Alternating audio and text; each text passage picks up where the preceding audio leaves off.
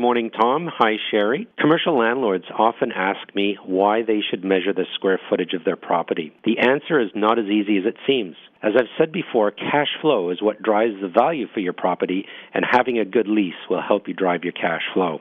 So, what has this got to do with the size of your property? Property managers distinguish between rentable area versus usable area. Usable area is the area that the tenant actually occupies.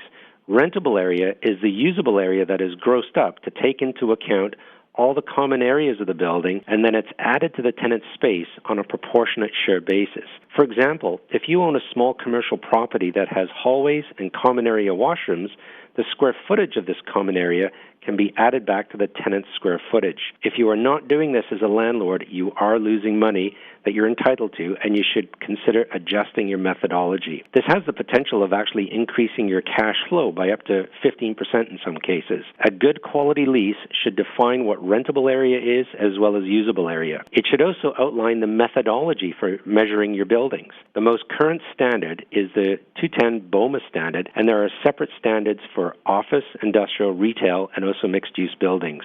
Sometimes landlords make alterations to their properties, and a good lease will allow for the remeasurement after the work is being performed. But there's also other reasons why you should measure your building. If you sign a lease with a tenant based on rent per square foot as opposed to a flat rent, and the space is larger than you realize, then as a landlord, you're shortchanging yourself. Another reason why you should measure your space is that the tenant often will, and if there's a discrepancy, your tenant will be looking to you for a refund or at least a partial refund of their rent. It's always best to know in advance what you are and are not entitled to. Lastly, there are companies that actually audit the leases for commercial tenants to ensure that they're not overpaying rent and operating costs based on incorrect measurements. As a landlord, you don't want to be surprised by being on the receiving end of one of these audits. You should review your leases with your property manager to ensure you're fully covered off and to ensure you're maximizing your cash flow. This is Rod Fram for Radio Real Estate.